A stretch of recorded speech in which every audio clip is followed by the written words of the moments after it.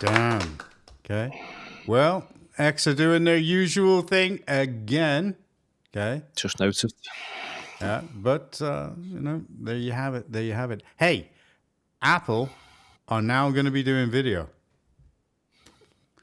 Big round of applause for that. It is coming. It is coming. Yeah. Oh, in that case, then, yeah, I haven't even got the notification for this cast, and it's not on the Cheshire Matters X account. So No. Okay, brilliant, nice one. Yeah, nice one. I don't know what it is. Okay, I haven't got a clue, and I literally don't care because I'm going to be dumping X, and I don't give a shit.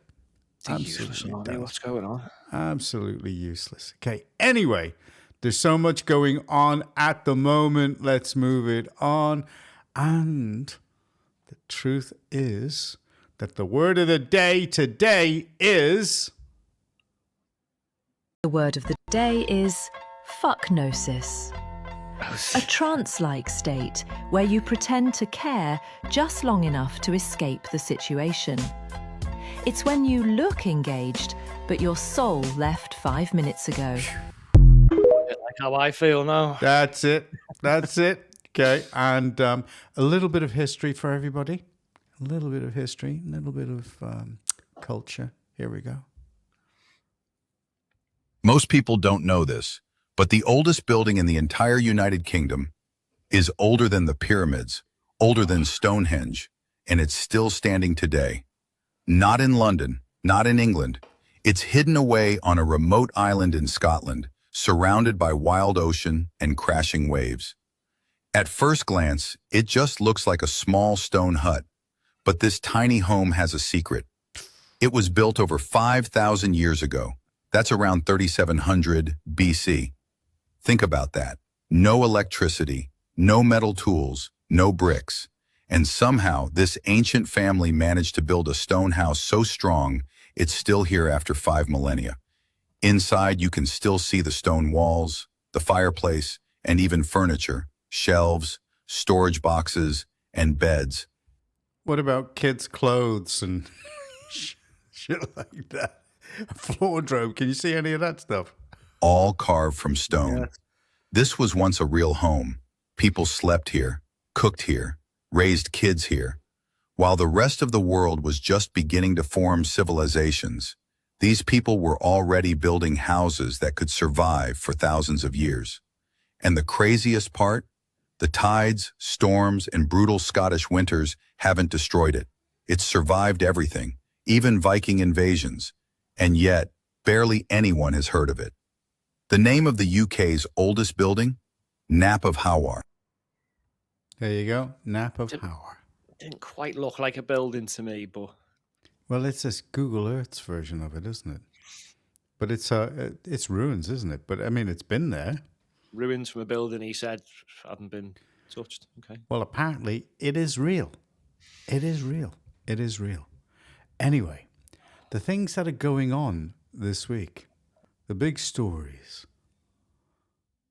Rupee baby, he's there. He's our top story, and we're not going to be all night tonight, but he's our top story.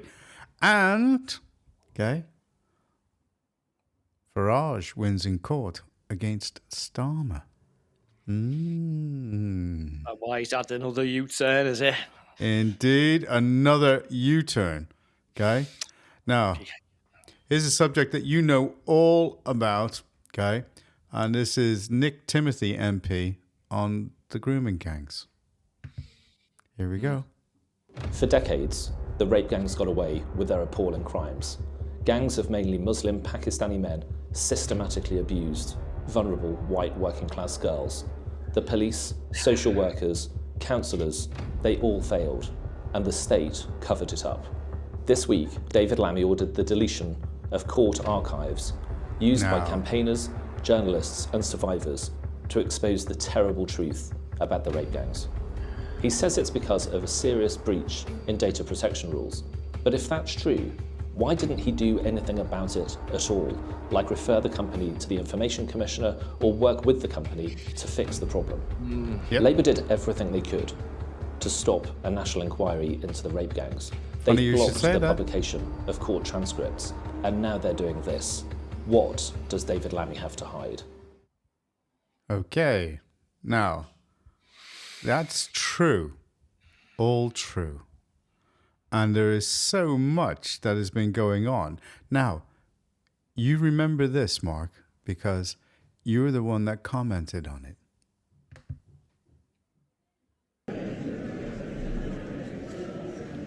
The eyes to the right, 111. The nose to the left, 364.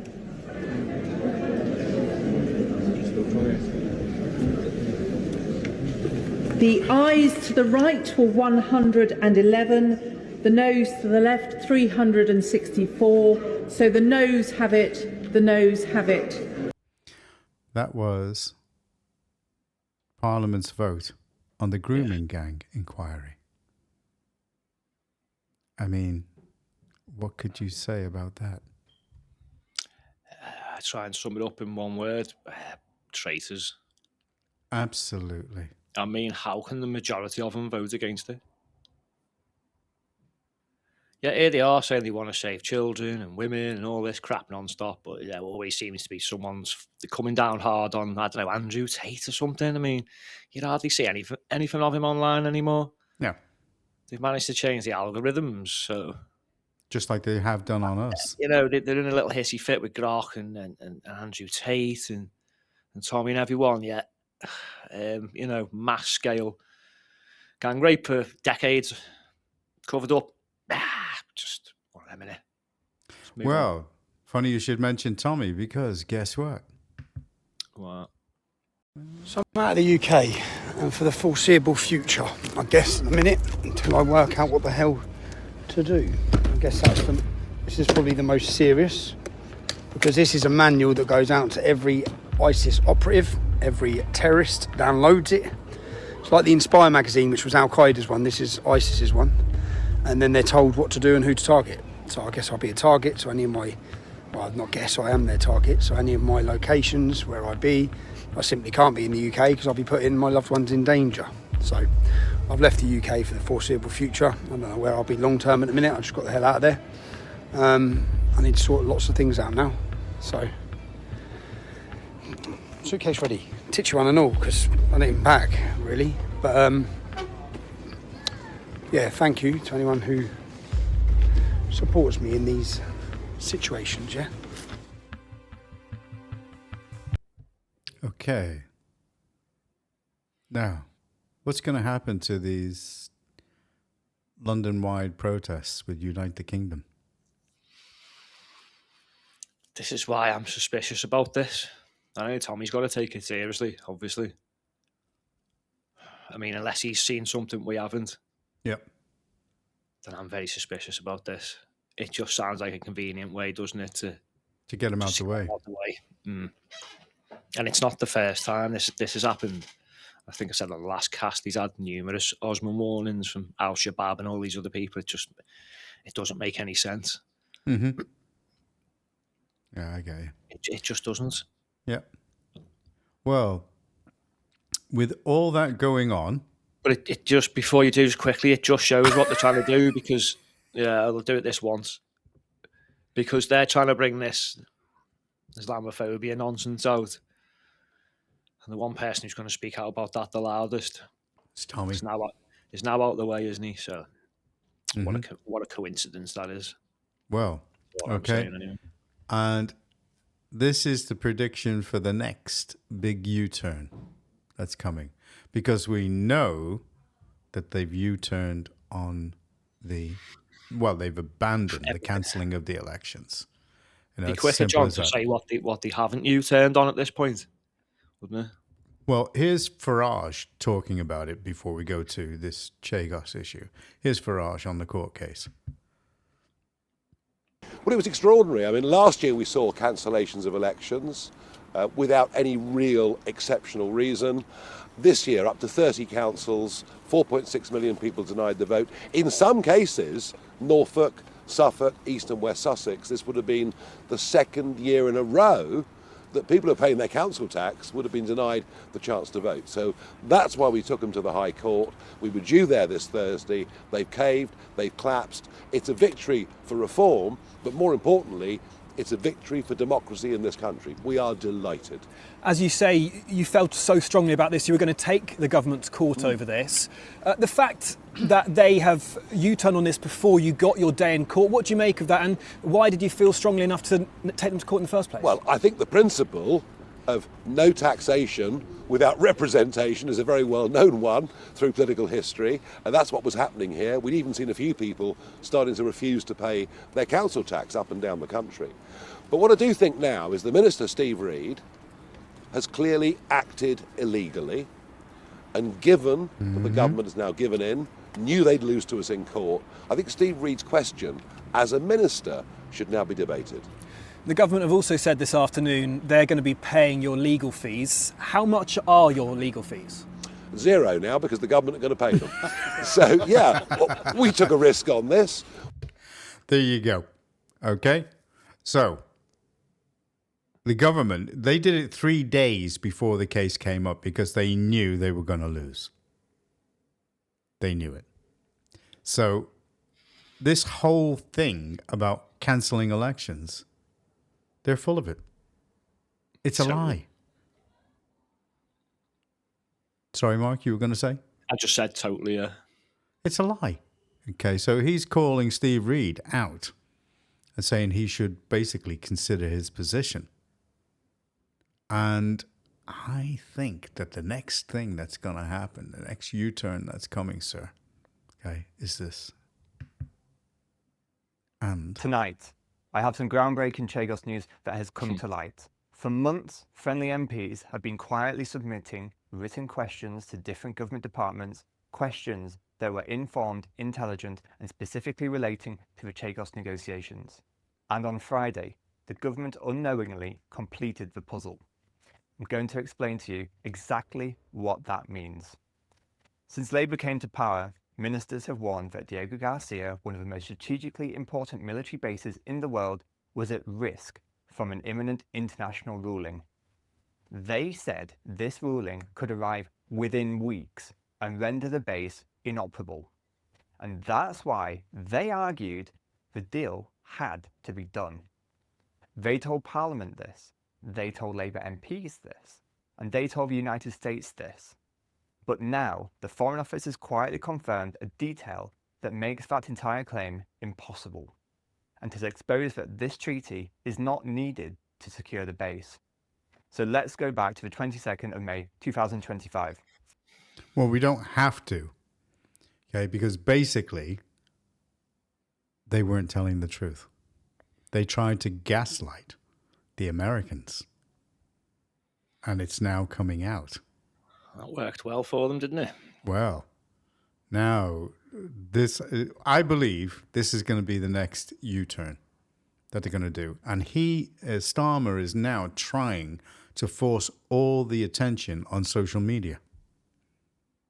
Everything that you see is, and they're trying, it's basically, it's censorship through the back door, utilizing kids as the excuse. It's a game which we can see through because they've fed kids to the wolves for decades. Yeah, absolutely. They're not bothered. It's their convenient excuse to push all this nonsense through. Mm-hmm. Same with the online social media stuff as well. It's bullshit. You and I both know it is. Yeah, they think that they've got the moral high ground because they bang on about we're protecting children. Well, you failed to do that for years, and you'll fail to do it again for years. So, well, they're also failing to protect children from the grooming gangs. And Rupert Lowe is smashing it. They're failing children on so many levels, John. Yeah. They're failing them in schools. They're failing them online. They're failing them on the streets. Yep. Look how many kids are getting attacked, bullied in schools. Look at what they're teaching them in the schools.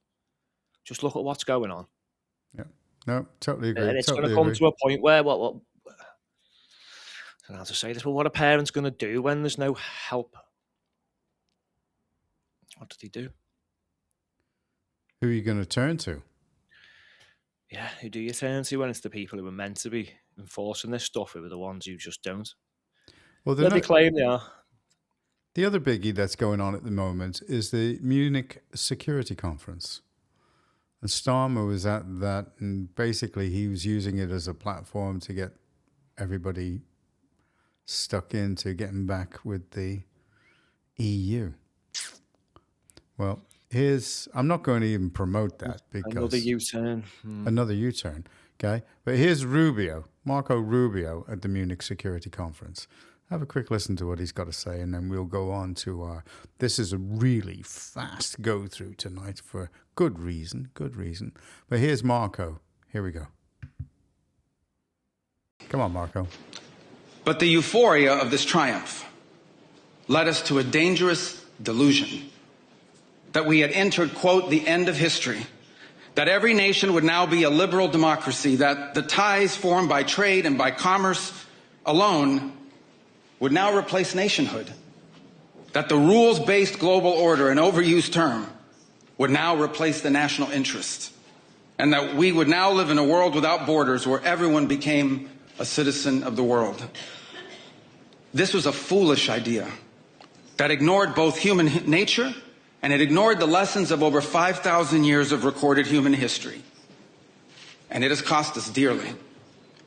In this delusion, we embraced a dogmatic vision of free and unfettered trade, even as some nations protected their economies and subsidized their companies to systematically undercut ours, shuttering our plants, resulting in large parts of our societies being deindustrialized, shipping millions of working and middle-class jobs overseas, and handing control of our critical supply chains to both adversaries and rivals. Now, sorry, does that sound like the UK? Sounds like exactly what they've done to the West, yeah. Well, that's what I feel in the UK. That's exactly what's happened. Look at the majority of our economy. It's just services, isn't it? It's like, yeah. Okay, brilliant. Where is it? I mean, I know there are a lot of things hidden in the background and a lot of people trying. But no, I'm sorry, it isn't quite cutting it. And these guys have got it. And they're actually forcing their way through. And Starmer is just trying his utmost to actually destroy this country. And when you've got idiots like this, I mean, just quickly listen to this, a couple of minutes of this. Lee Anderson. Thank you, Madam Deputy Speaker. This net zero madness coming from this place is truly staggering. Right. Bear in mind, this power station used to be in coal. And I was talking about Ed Miliband, not oh man, Anderson. Yes. Okay. From a coal mine from less than 20 miles away. We're now transporting wood from 3,000 miles away. We're paying over £10 billion in subsidies for this power station, and it's producing 4 times more CO2 than a coal-fired power station. So could the Minister explain to me how this is contributing towards net zero? Minister. Well, I wasn't aware that it was the policy of the Reform Party to reopen the coal mines, but that's good to know. Great to know. Well, I'm very proud that as a country we have moved past coal-fired power station, which coal power generation, which is incredibly destructive for our environment. We closed the last coal power station last year at Ratcliffe on Soar. And the workforce there played a really proud role in recognising the role that they played in powering the country for many, many years, but also recognising that the drive to net zero is important. While we're building the clean power system that delivers energy security for the future, they're taking us back. What an utter piece, right, of absolute bullshit that is. He is crippling this country as a minister, right, following the orders of Miliband on this ideology of net zero. These people, they've got to be voted out. They're killing it for everybody. Killing it. Silence from Mark. I know, I just don't know what to say because I just end up saying the same thing every time. It's this suicidal empathy, isn't it? We must save world even if it kills all humans. Because that's the outcome, isn't it, really, at the end of it all? If you think you can run this country on wind and stuff, then for the whole world, you're just sadly delusional. Because the people who are pumping and producing the oil are producing more than we ever have done, and it's in more of a demand than it ever has been. So I'm not really sure what these clowns are waffling on about, to be honest. It's not happening. They're full of shit. That's it. Just full of end of shit. story. They're full of shit. Okay. And let's get on to our main story. Let's move it on. And this is the introduction to it. And this is our man, Ben Habib from Advance, doing all the introductions. And you'll like this, Mark. Good. Something a bit more positive. Well, good morning, folks. What a night it's been. I'm utterly delighted that Rupert Lowe has decided to convert Restore Britain to a political party. It is a new political force that can deliver change at the ballot box that this country so desperately needs. And that is why I set up Advance UK last year. Indeed, when I set it up with Rupert Lowe contemplated as leader. So I am over the moon that he has come round to sharing my view that a new political force, one that can deliver change at the ballot box, is what is required. And for those of you who've seen Rupert's piece to camera that he did announcing his intention to convert Restore Britain to a political party, and have also seen my speech last week in the Emmanuel Centre, you'll know there's very little, if any, difference between the ideology that Rupert carries and the ideology of Advance UK and myself. You would probably also have heard me say a number of times that the time between now and 2028, 2029, when that general election is called, needs to be used for the so-called right-hand side of British politics to come together to make the arguments that are required to be made to save our wonderful country and to win that debate with the British people. Rupert's decision to convert Restore Britain to a political party is part of the coming together, part of that necessary evolution on the so-called right-hand side of politics, bringing the United Kingdom back onto its feet. There you go.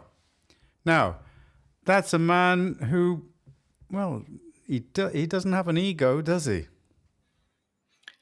No, and this is one of his good qualities, isn't it, you see? Absolutely. I think for the likes of Ben and myself as well, to be honest, I don't really want... This isn't what I wanted to do with life.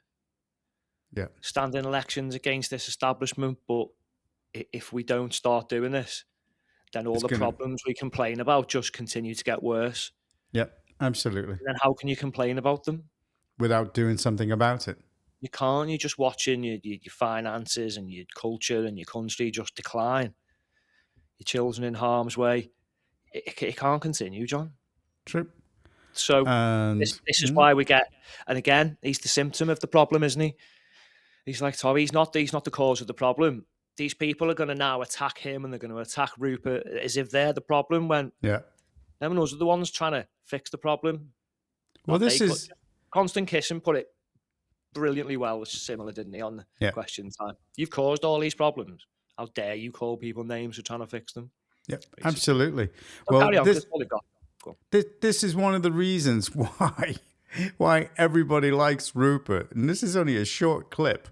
And then I'll go on to his launch of the party. But listen to this. I mean, it's so succinct. And he just says it straight out. Check this out. The NHS exists to provide the best possible care to patients. Now, some of those patients will feel more comfortable speaking in their native language. I don't care. Right? I have no interest in that. Well, fine. Like they should speak English. They live in England. They should speak English. Doctors take... Correct.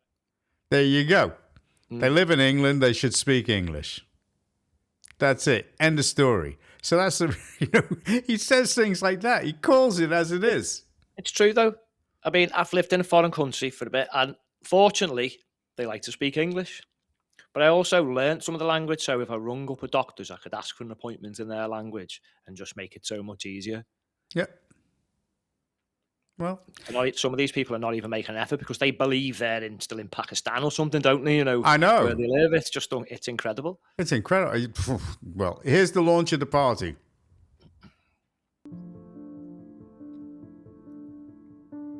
I have chosen to speak to you today from the farm because places like this represent what proper Britain is about.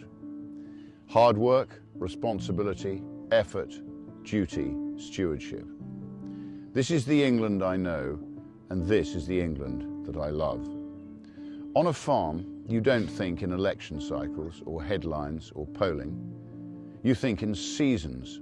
You think in generations, in what you leave behind to those who come after you. And that's why, here on the farm, I am now launching Restore Britain as a national political party. I'm now going to dedicate my life to finding, organising, funding, and providing hundreds of qualified candidates to present to the British people at the next general election. This process has already started, with invitations being issued to patriots in aligned political parties, Reform, the Conservatives, the SDP, Advance, and more. In local politics, we will work in partnership with localised political parties, such as Great Yarmouth First, that have the best interests of their residents at heart, combining our forces at the next general election. The men and women standing for Restore in that election will not be politicians. I promise you that. Wow. It's much needed. Absolutely. I mean, as far as I'm concerned, that is it. Now, I've got a funny feeling that a lot of people are going to start looking to get in. Now, I think Starmer and Labour are now under attack from the right, from so many different angles. And who's going to unite the right? Who is Tommy going to go with? It looks like Rupert's trying, but it's kicking off on X. You've got ding-dongs going on all over the show with Matt Goodwin and Rupert Lowe and Connor Tomlinson and everyone. Because guess what they're doing? Matt Goodwin and everyone, Nazis and racists, and this is what the National Front did and all this bollocks. So who's the racist? Who's calling who the racist? Restore. Just go on X and have a look how some of the Reform supporters are speaking about people, mate. It's as we've said they would from day one. They're just using the words of the left, mate, and it's all right. So, and what'll happen is, are you saying that there might be something going on behind the scenes between parts of the left and Reform? Is that what you think is going on? No, I just think, well, some of them have come from the left, but that's fine because they no longer believe in that. No, they're using the language and the tactics of them. Some of them, not all of them. Some of them are actually moving over to advance and to restore. Okay. All right. But they're just using the same smear tactics, saying, "No, what do you know? It's the way they do it. Ooh, no one's even heard of you. Your politics isn't going to do anything. You're all racist, basically." Just a bit. Well, who do we back? Are you going to stand for Restore? Seems as though Ben Habib has actually said that they're going to merge Advance with Restore. I'm not giving anything away just yet, to be honest. I can tell by that Clint Eastwood look in your eyes. I'll do what I think's best. I'll do what I think's best for this country and for my area, whichever area that may be that I stand in.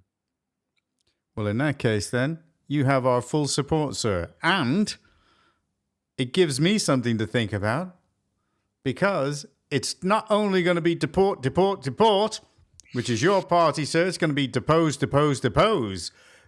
any Labour councillor and any Labour MP within the area. That's all of them. Bye-bye. Gone. Well, we know from a national level that they're whipped more than red rum, don't we? Yes. We've had it confirmed by an ex-Blaken councillor via email that they will just vote on whatever the Labour Party say at a local level.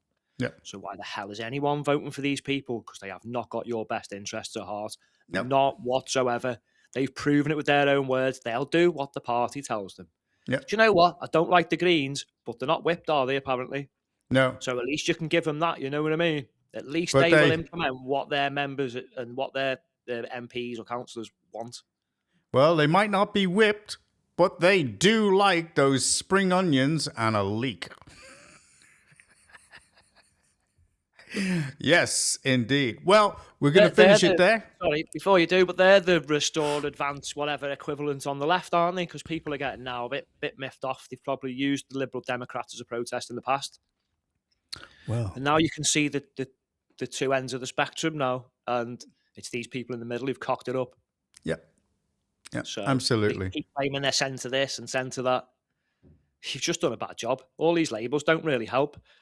They don't fit anymore. They're not. Labour aren't what they used to be. The Conservatives aren't conservative. Is there a left and a right anymore, or is this more complicated? I believe it is. I believe we need to stop using black and white. There's no grey in the middle. You know, this dumbass logic. You can argue who's left and who's right all you want. It's not going to fix any of this stuff. We want people who are brave, strong enough to do the right thing. So maybe it should be called right and wrong. I'm not so sure about the Greens, though.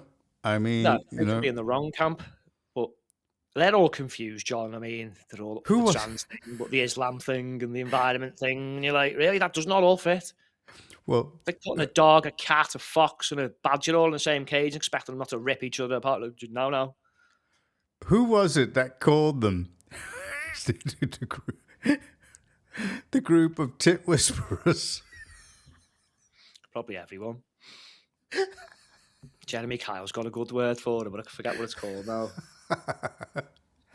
Oh. Well, at least we're ending on a smile, and we're bringing back Maggie with one of your favorite styles of music to end. And here we have it. Maggie goes techno. It is the Crew Kern Gazette people, and they are smashing it once again. Check this out. Maggie goes techno. I'm intrigued. You thought I was gone. No. The Iron Lady never fades. Sunset over Whitehall, baseline low. Ghost in the Commons, watch me glow. Champagne politics, freebies and lies. I see weak men, but go, Maggie, go. Tax to pilot is 79, but this time we clear with a tagline 40 plus 20 billion more, and a prize not to the treasury door. Family funky and soul for the cause. Police of U-towns with polite applause. You call it fairness, I call it drag. I built a future with a handbag, private schools, tax ambition, fine success, that's it like it's a crime. Great with its energy, state one show. Painted green, but the growth don't grow. Do you say stability? I hear storm. Do you say progress? I see fall. Do you say forward? But I see back. I aspire. Wait, you just let. No alternate, no. Hands up high, let the baseline roll. Build this country. Nigel, smuggling budgies. No. If you won't lead, then let it show. I know the rhythm still in the soul. Oh, come on, it's good. So still landing, borders wide. This grab the taverns, let it slide. 65,000 cross that tide. Zesty goes, they multiply. When a few cut in half restored. Pension is free, what you reward. Bureaucrats in the glory state. Red tape wrapped around the gate. Union told, that is 1974. I broke that grip. You want it more, net zero sermons. Bills on brows. Green lit blackouts in the sky. Nuclear justice on the street. Software loud, hardware weak. Prison doors open, cells on lease. Law and order being a press release, yeah. Gray suits whisper, post decline. Britain needs fire.